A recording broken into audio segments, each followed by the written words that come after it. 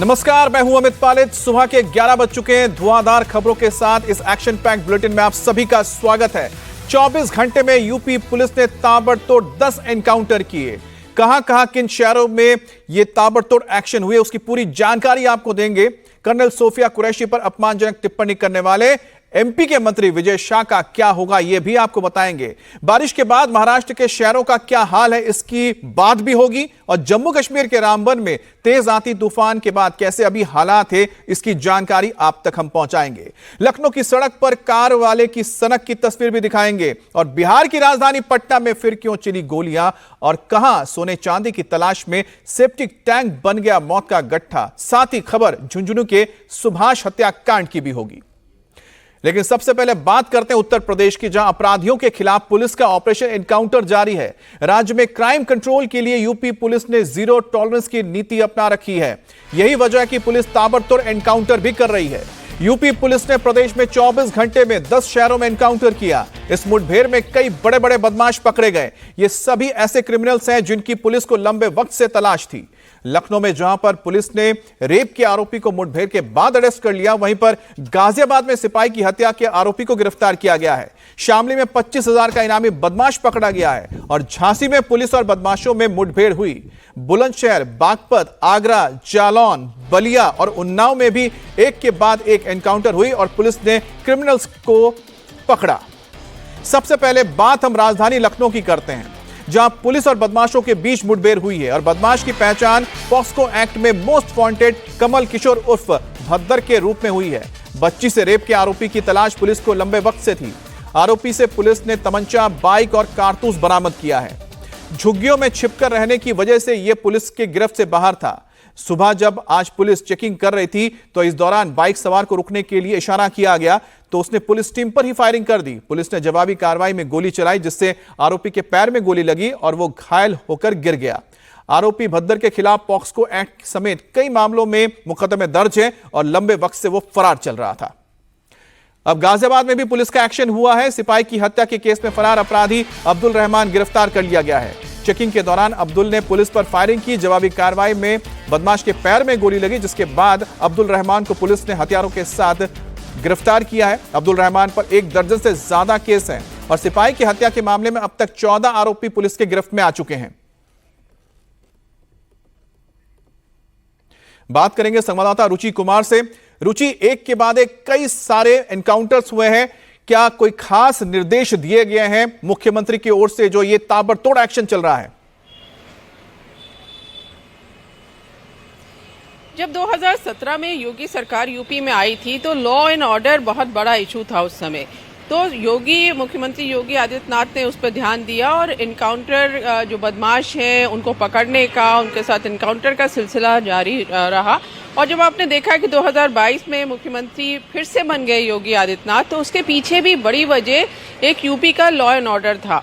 सरकार जो चुनाव लड़ा था बीजेपी ने, वो लॉ एंड ऑर्डर को लेकर भी लड़ा था, तो उसका फायदा हुआ। तो लगातार आप 2017 से आज तक देखेंगे तो यूपी में 8,000 से ज्यादा एनकाउंटर हो चुके हैं, जिसमें 221 बदमाश मुठभेड़ में मारे जा चुके हैं।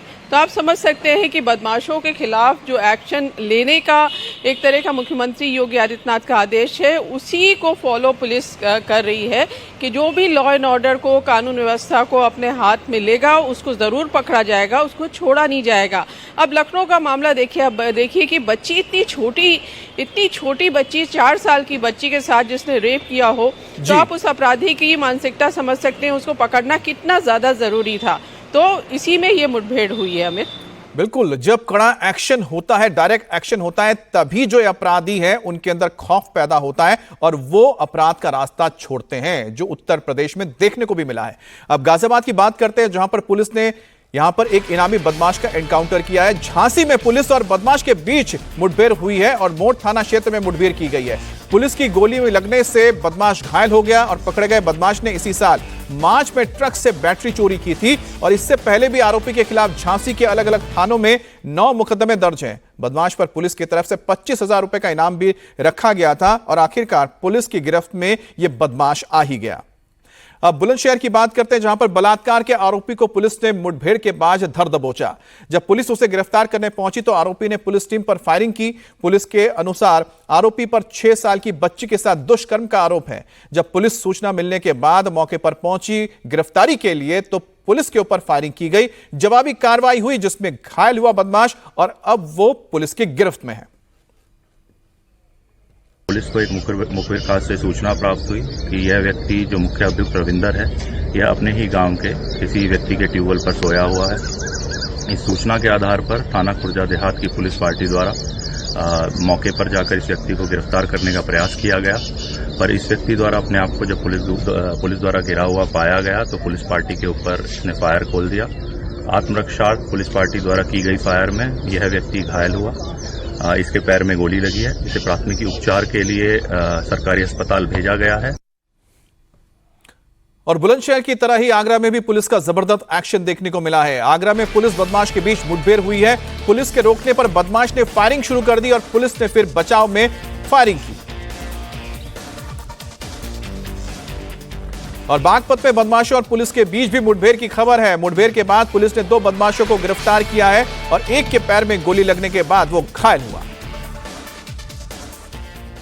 सप्ताह से थाना बिनौली और बड़ौद क्षेत्र में एक गैंग सक्रिय था जो मोबाइल और चेन लूट रहा था। हमारे थानाध्यक्ष बिनौली ने अपना मुखबिर तंत्र सक्रिय किया था, जिनमें जानकारी हुई कि 2 लड़के हैं जो नांगल गांव के और वो इस घटना को कारित कर रहे हैं। आज शाम को जानकारी हुई कि वो बिजवाड़ा से माखर पुलिया की तरफ वो अपनी बाइक से आ रहे हैं और इसी सूचना पे हमारी पुलिस वहां पे चेकिंग कर रही थी और जैसे अपराधी वहां पर पहुंचे, इन लोगों ने पुलिस को देख करके अपनी बाइक को मोड़ने का प्रयास किया, जिसपे वो लड़खड़ा के गिर गए और इन लोगों ने पुलिस पे जानलेवा फायरिंग की और पुलिस भी आत्मरक्षा छुप करके फायरिंग की, जिससे बदमाश गंभीर रूप से घायल हो गया है। और जालौन में भी पुलिस और बदमाशों के बीच मुठभेड़ हुई है। जब पुलिस ने बदमाश को रोकने की कोशिश की तो पुलिस को देख भागने लगा। पुलिस के पीछे करना पर बदमाशों ने पुलिस के ऊपर फायरिंग शुरू कर दी और जवाबी कार्रवाई में बदमाश के पैर में गोली लग गई। पुलिस को देखकर दूसरे बदमाश ने सरेंडर कर दिया है। बदमाश के पास से 2 तमंचे सहित 4 जिंदा कारतूस भी बरामद किया गया है। एसओजी प्रभारी की टीम को सामने देखकर इन लोगों ने अपनी मोटरसाइकिल कच्चे रास्ते पर मोड़ी। मोटरसाइकिल फिसली और ये लोग उतरकर भागने लगे। जब टीम ने पीछा किया तो एक अभियुक्त जो अजय उर्फ गोलू कुशवाहा है, उसने पुलिस टीम पर एक फायर किया। उसको ललकारा गया, समर्पण के लिए कहा गया। उसने दूसरा फायर किया। आत्मरक्षार्थ जब टीम ने एक राउंड फायर किया उसकी तरफ तो गोली इसके पैर में लगी, घायल हो गया। और शामली में भी पुलिस और गौ तस्करों के बीच मुठभेड़ हुई है, जिसके बाद गौ तस्कर को गिरफ्तार किया गया है। 25,000 का इनामी बदमाश गिरफ्तार हुआ है, जिसकी तस्वीर आप देख रहे हैं। दरअसल पुलिस को सूचना मिली थी, जिसके बाद पुलिस ने जाल बिछाया था। जब बदमाश को रोकने के लिए कहा गया तो वो रुका नहीं और उल्टे उसने पुलिस पर फायरिंग की। इस पर पुलिस का क्या कहना है, आपको सुनाते हैं। पिछले माह थाना कोतवाली में एक गोकसी की घटना कारित हुई थी, जिसमें एक अभियुक्त सलमान पुत्र रफीक वांछित चल रहा था। नियमानुसार इस पे कार्रवाई करके 25,000 रुपए का इस पे इनाम कराया गया था। आज फिर पता चला कि इसके द्वारा कोई आपराधिक घटना की जा सकती है। इसकी सूचना मिलने पर थाना कोतवाली पुलिस के द्वारा घेराबंदी की गई और घेराबंदी करने पर ये जो है राजमहल के पास एक रास्ता है, यहाँ पुलिस जब पहुंची तो पुलिस को देखते ही इसने फायरिंग की। आत्मसुरक्षार्थ पुलिस ने भी फायरिंग की, इसके पैर में गोली लगी। और लखनऊ के सुशांत गोल्फ सिटी इलाके का एक वीडियो सामने आया है, जिसमें एक कार बाइक को टक्कर मारने के बाद उसे घसीटती हुई ले जाती दिखती है। बाइक से चिंगारी निकल रही है और ये जो शख्स है, जो ड्राइवर है, लगातार अपनी गाड़ी को दौड़ाया जा रहा है, जबकि उसके गाड़ी के साथ वो बाइक फंसी हुई साफ नजर आ रही है और उससे चिंगारी निकल रही है। लेकिन ये ड्राइवर रुकता नहीं है और ये वीडियो जब कैद हुई है, अब पुलिस इस वीडियो के आधार पर जो आरोपी ड्राइवर उसकी तलाश कर रही है।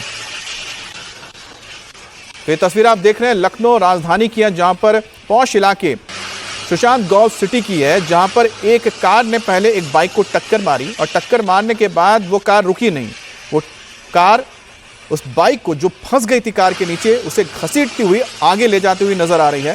और पीछे से आप देख सकते हैं कि तेज चिंगारी निकल रही है, लेकिन यह ड्राइवर बिना रुके अपनी कार को भगाया जा रहा है। अब इस वीडियो के सामने आने के बाद पुलिस पता लगाने की कोशिश करी कि वीडियो किसने बनाया है, और दूसरी बात यह है कि आखिरकार यह ड्राइवर कौन है।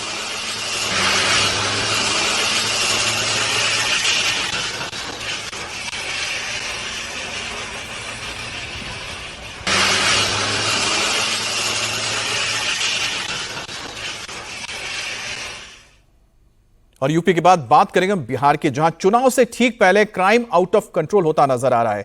इसका सबसे ताजा सबूत सामने आया है पटना के दिल कहे जाने वाले बोरिंग रोड पर बाइक सवार युवकों के फायरिंग के वीडियो के बाद। ये साफ देख सकते हैं कि बोरिंग रोड पर ये जा रहे हैं, इनके हाथ में तमंचा है और एक शख्स बाइक चला रहा है, दूसरा बाइक के पीछे बैठा हुआ है, जो एक के बाद एक दो फायरिंग करता है। देखिए, खुलेआम सड़क पर फायरिंग की जाती है और बोरिंग रोड पर फायरिंग का वीडियो वायरल होने के बाद अब सवाल उठाया जा रहा है कि आखिरकार लोग इतना बेखौफ कैसे हो सकते हैं, बदमाश कैसे इतना बेखौफ हो सकते हैं। 24 मई की घटना है और उसके बाद अभी तक ये पकड़ में नहीं आए हैं। पुलिस की लगातार कोशिश है इस वीडियो के जरिए इनकी पहचान करने की, लेकिन अभी तक कोई सुराग हाथ लगा नहीं है और ना ही ये दो बदमाश अपराधी सामने आए हैं या फिर पकड़े गए हैं। अब पटना के बोरिंग रोड पर फायरिंग का यह अकेला मामला नहीं है। जिस दिन का यह वीडियो बताया जा रहा है उसी दिन बोरिंग रोड पर ही स्कॉर्पियो पर सवार बदमाशों ने 6 राउंड फायरिंग की थी। दोनों वारदात एक ही दिन की है, एक ही रोड पर हुई है, लेकिन दोनों ही मामलों में अभी तक कोई गिरफ्तारी नहीं हो सकी है। तो ये दूसरी तस्वीर देख रहे हैं जहां पर स्कॉर्पियो में सवार लोगों ने फायरिंग की थी बोरिंग रोड पर। अब पटना के बोरिंग रोड पर बिना नंबर वाली स्कॉर्पियो से फायरिंग की वारदात 24 मई को हुई थी। बोरिंग रोड पटना का सबसे वीआईपी रोड माना जाता है, यहां हमेशा पुलिस की मौजूदगी रहती है। इसके बावजूद ये हुड़दंगी इस तरह से सरेआम गाड़ी रोककर फायरिंग करते हुए नजर आए थे। और बड़ी बात है कि इस गाड़ी के ऊपर कोई नंबर प्लेट भी नहीं है, इसलिए इसकी पहचान तक अभी तक नहीं हो पा रही है। इस वारदात के बाद ये अपराधी आराम से मौके से निकल जाते हैं। इसमें 4 लोग शामिल थे और पुलिस का कहना है कि उनकी पहचान हो गई है, लेकिन अभी तक गिरफ्तारी नहीं हो सकी है। पुलिस ने चेतावनी दी है कि अगर 7 दिन के अंदर आरोपियों ने सरेंडर नहीं किया तो उनके घरों की कुर्की जब्ती की जाएगी। अब पटना के बोरिंग रोड पर जब अपराधी स्कॉर्पियो से सरेआम फायरिंग कर भाग रहे थे तो संयोग से उसी वक्त वहां से बिहार के लॉ एंड ऑर्डर के एडीजी पंकज दराद गुजर रहे थे। जब बदमाशों ने फायरिंग की तो एडीजी के सुरक्षा गार्डों ने भी जवाबी फायरिंग की।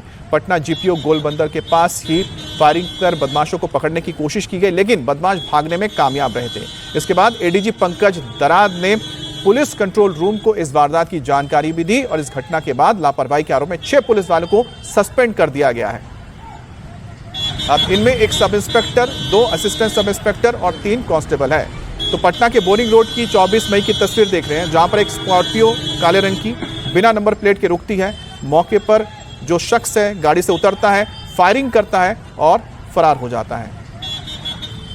अब बोरिंग कनाल रोड पटना का सबसे वीआईपी रोड माना जाता है। यह पटना के पौष इलाके में से एक है। इस जगह से सीएम आवास की दूरी महज 3 किलोमीटर है।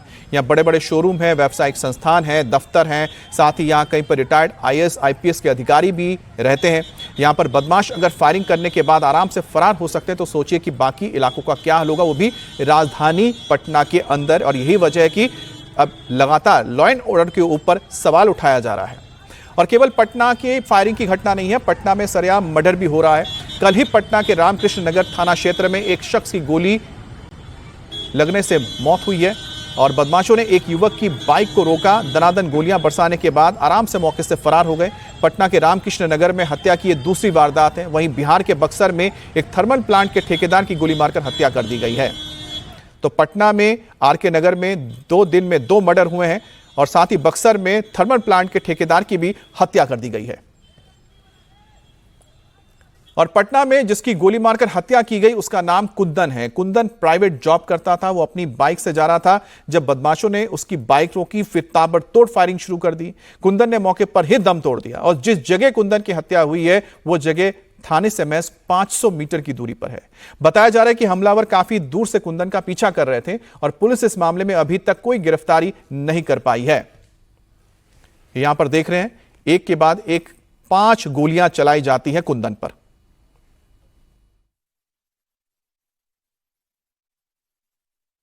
पुलिस के द्वारा अभी क्राइम प्रिवेंशन के बारे में लगातार वाहन चेकिंग को अपराधी कर्मियों को निगरानी क्राइम प्रिवेंशन के लिए सभी जितना स्टेप्स पुलिस के द्वारा लिया जा रहे हैं। अभी जितना घटना हुआ है उसमें उद्भेदन के बारे में हम लगातार छापेमारी कर रहे हैं। धन्यवाद।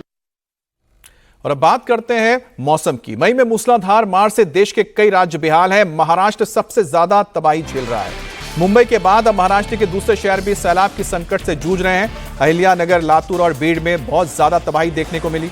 अचानक आए सैलाब में कई लोगों की जान भी फंस गई। पानी के प्रचंड प्रहार के चलते रिहायशी इलाके डूब गए हैं। खेतों में फसल बर्बाद हुई है और रेस्क्यू के लिए सेना को भी उतरना पड़ा है। महाराष्ट्र के कई जिलों में भारी बारिश का रेड अलर्ट जारी किया गया है, जिसके बाद एनडीआरएफ की टीम अब अलर्ट मोड पर है। उत्तर से लेकर पश्चिम तक बारिश का कहर है। मध्य प्रदेश में भी आसमानी आफत का अलर्ट है। पहाड़ों में बारिश के चलते कई जगहों पर सड़कें बंद हो गई है। हिमाचल के बाद जम्मू कश्मीर में भारी बारिश से लोग सहमे हुए हैं। श्रीनगर में ओलावृष्टि हुई है। अनंतनाग और रामबन में भी बारिश के चलते कई जगहों पर लैंडस्लाइड की खबर है। ये तस्वीर आप लातूर की देख रहे हैं, महाराष्ट्र की, जहां पर अचानक तेज बारिश के चलते सड़कों पर पानी बहने लगा और वहां मौजूद जो टू व्हीलर्स है वो भी पानी के तेज बहाव में बह गए और जहां जहां पर जो गाड़ियां खड़ी थी वो डूबने लगी। तस्वीरें महाराष्ट्र की दिखा रहे हैं, जहां पर इस वक्त मौसम की मार देखने को मिली है। अहिल्यानगर की तस्वीर देख रहे हैं। अचानक यहां पर तेज बारिश के चलते लोग खेतों में फंस गए।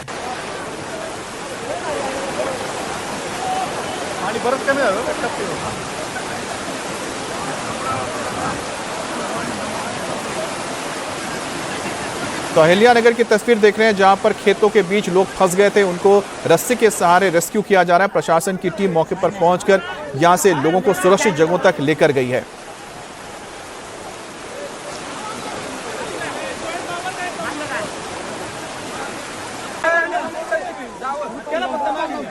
तो एक और तस्वीर आपको दिखा रहे हैं अहिल्यानगर की, जहां पर आप देखिए किस तरह से तेज पानी इस वक्त खेत के अंदर आ चुका है और खेत में जो लोग काम कर रहे थे वो फंस गए इस पानी के बीच। और जिसको जहां मौका मिला वो पेड़ को पकड़कर या ट्रॉली को पकड़कर या फिर पोल को पकड़कर अपनी जान बचाने की कोशिश करता रहा। अहिल्यानगर के खड़की में ये अचानक बाढ़ आई थी, जिसके चलते लोग फंस गए थे।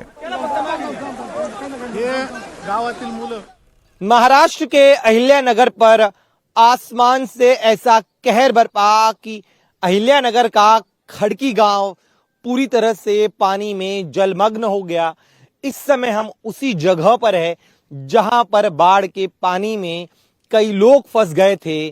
सामने आप जो तस्वीर देख रहे हैं ये उस ट्रॉलर की है जो बाढ़ के पानी में फंस गई थी। अचानक से यहाँ पास में जो वालुम्बा नदी है, जब बाढ़ आई तब वालुम्बा नदी का पानी इस गांव में घुसने लगा और महज कुछ ही पलों में देखते ही देखते पूरी नदी इस गांव के भीतर प्रवेश कर गई। उस दौरान जो लोग अपने खेत में मौजूद थे वो अपनी जान बचाने के लिए इस ट्रॉलर पर सवार हुए और जब यहां से वो गुजरने लगे तभी पानी का बहाव इतना तेज था कि ये ट्रॉली भी उसके सामने टिक नहीं पाई और यहां पर पलट गई। ऐसे में जो 5 लोग इस पर सवार थे वो भी पानी में डूबने लगे। किसी तरह से गांव वालों ने 3 लोगों को बचाया, जबकि 2 लोग सामने आपको मैं एक पोल दिखाऊंगा, उस पोल से चिपक कर अपनी जान बचाने का प्रयास कर रहे थे। क्योंकि